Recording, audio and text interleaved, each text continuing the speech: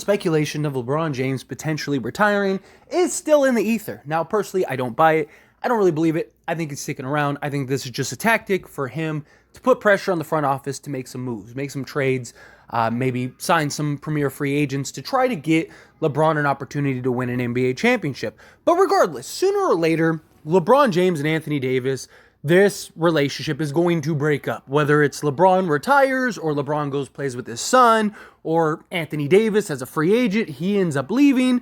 There's a lot of questions about the Los Angeles Lakers in the foreseeable future, right? The Lakers have LeBron James and Anthony Davis basically together for at least one more year, unless LeBron actually does retire. So the Lakers are going to have to start looking and going, do we believe that Anthony Davis is the guy that we can build around for the future?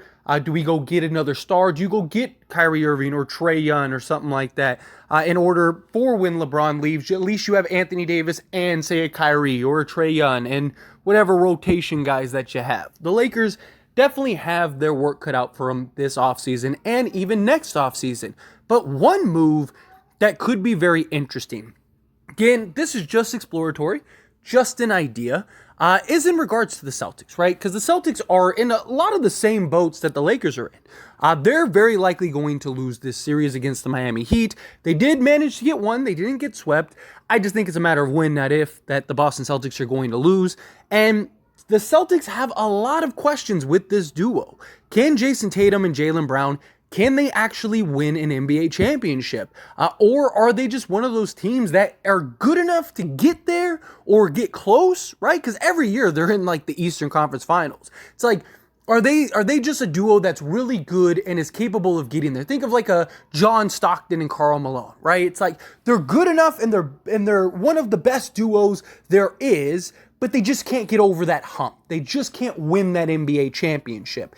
And so there's a lot of talks about the Celtics really need to shake things up. And they very likely do, right? The Celtics, they're probably going to have to start looking at maybe a Marcus Smart trade. Maybe you unload Jaylen Brown and you trade him elsewhere. If you do that, you're not going to want to just get some rotation, guys. You're going to want another star. You're going to want another piece that would make a lot of sense.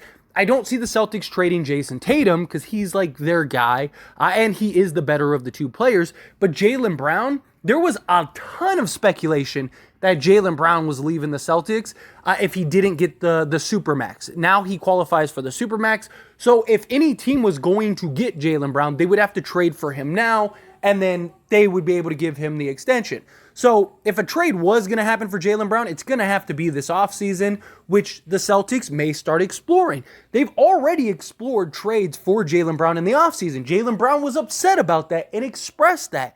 Boston Celtics, if they end up losing in 5 games or something like that to the Miami Heat, expect them to have a hard look at, hey, we need to retool, we need to shake things up. Doesn't necessarily mean that they would trade one of these two, but it is a real question, and especially Jaylen Brown, does he want to be the guy? There's a lot of talks about him. He wants to be the guy on a team, and he has the tools. He has the skill set, right? He has the talent to be a guy. So the Celtics and the Lakers, yes, they're two rivals, but they're kind of in the same boat and could both look to maybe help each other kind of break that mold. And maybe you work out a trade for Anthony Davis, right? Maybe Anthony Davis goes to the Boston Celtics. The Lakers, they would get Marcus Smart, Jaylen Brown, and a first-round pick. And all is kind of right in the world, right? The Celtics get their changeup. They have Anthony Davis, Robert Williams still.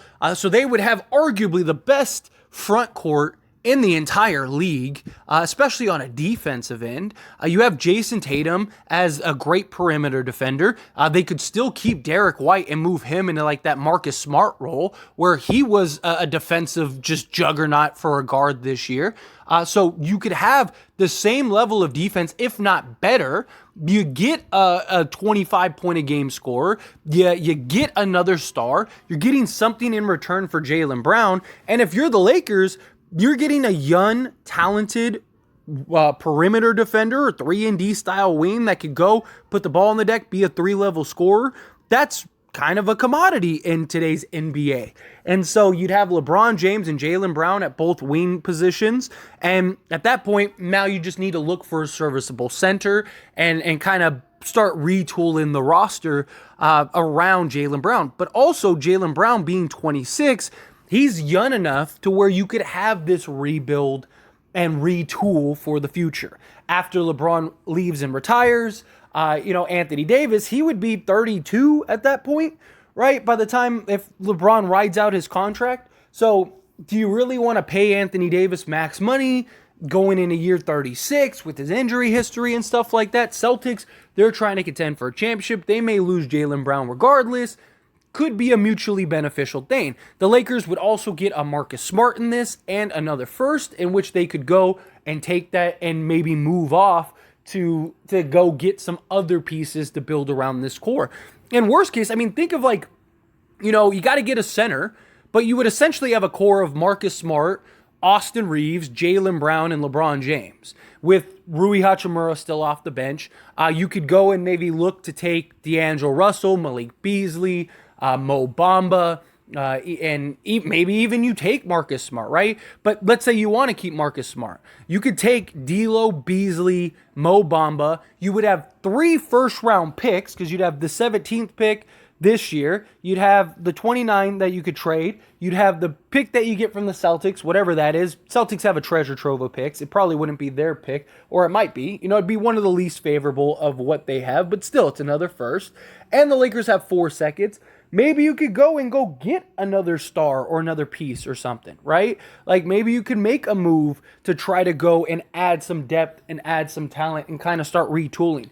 But you have this young team that you could build with that would be good enough to compete and contend with. Look, Jason Tatum and Jaylen Brown are a contender in the Eastern Conference. You don't think LeBron James and Jaylen Brown, with the supporting cast that the Lakers have, couldn't be a contender? I do. And I think that this would be a move for now and the future. Again, comes down to what do the Lakers view with Anthony Davis? What other moves are available? Because to me, it wouldn't be just Anthony Davis for Jaylen Brown and Marcus Smart. It would be, you get those two, and now you're moving D'Angelo Russell and other pieces with the assets that you required to go all in on a championship, right?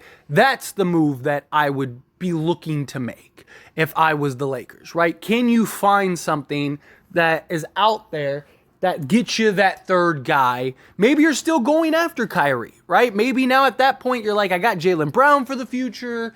You get Kyrie, LeBron. You'd be better on the perimeter defense. You'd still have Jared Vanderbilt. It just boils down to what do the Lakers look at Jaylen Brown, this core, and what other things can we do to really upgrade this roster? Anthony Davis is a guy that you don't just trade, right? But again, what does Anthony Davis want? Does he want to stay there? And does he want to build around there? After LeBron James, how much of him being there is for LeBron James? Do the Lakers look at Anthony Davis as the future piece, as the guy that you build around, with his injury history, with his lack of consistency in the playoffs? Now, I've been a huge defender of Anthony Davis. Again, I'm not saying that this is something you have to do, but it is something that is pretty interesting, right? Anthony Davis being 30 years old, by the time his contract's up, you're paying him until he's 35. Where with Jaylen Brown, you could sign him to a max contract, and by the time the contract's up, he's 31. So you still have so much future ahead of him. He would literally be at Anthony Davis's age by the time his new contract's up, and at that point, you'd have all this time to structure. Because again, you'd be paying Anthony Davis $50+ million a year. Is that something that the Lakers want to do? And if not, do you try to go get star value now for him, right? Because, look, he just proved he could play in the playoffs and not get hurt. He just proved that he could be a defensive juggernaut.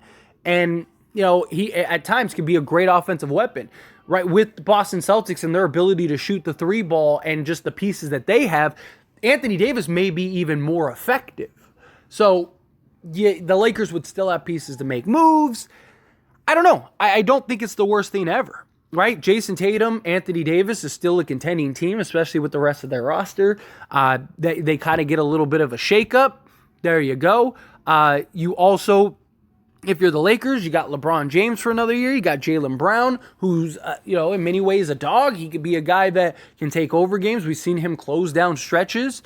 We've seen him and his ability to hit big shots and just be a creative shot maker. He's also a great two-way player, one of the best two-way players in the league. So you get an all league player, get an all defensive guy, you get a future star, and you get a solid rotation guy that now makes D'Angelo Russell more easy to trade and other pieces trade. You probably get a first in the deal as well. You could see how the Lakers could maybe structure this and really kind of start building a contending team for this year, but not just this year, for the future. I don't know. It's something that I've gone back and forth with. I've touched on this in the past, but given the way that everything kind of shaped up this season, the LeBron retirement thing, if LeBron does retire, I think you do this deal immediately. I genuinely do. Because I would rather build around Jaylen Brown and Marcus Smart with the young core pieces you have now. Maybe go look and get some better blue chip young core guys.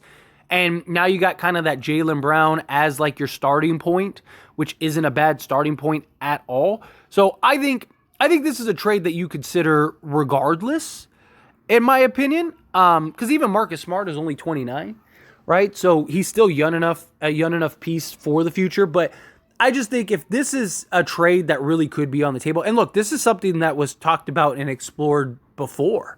There were reports that the Celtics were considering trading Jaylen Brown and at this very trade for Anthony Davis in this past offseason and around the trade deadline. So this isn't this would never happen. Why would... No, this is something that, based on Celtics reports, Celtics have considered this. So if that's something that is still being considered, I don't think it's the worst move. I really don't. This is about as close to equal value as you'll get for Anthony Davis. Because anywhere else, you're not really going to get, you're not trading Anthony Davis for Damian Lillard. You're not trading Anthony Davis for Kyrie Irving. You're not trading Anthony Davis for Trae Young or anything like that. But Jaylen Brown, a 26-year-old two-way legit star, that you also get a Marcus Smart and you get a first-round pick. That's about as good as you get. Right? That's about it. You're not going to get much better of a trade for Anthony Davis than that. So I like that move. It's something that I consider. But what do you think? Let me know your thoughts and opinions down in the comments section below. Again, not saying that this should happen, not saying that it's something that is going to happen, just kind of exploratory, especially if LeBron decides to retire. Just something to throw out there and have a conversation on.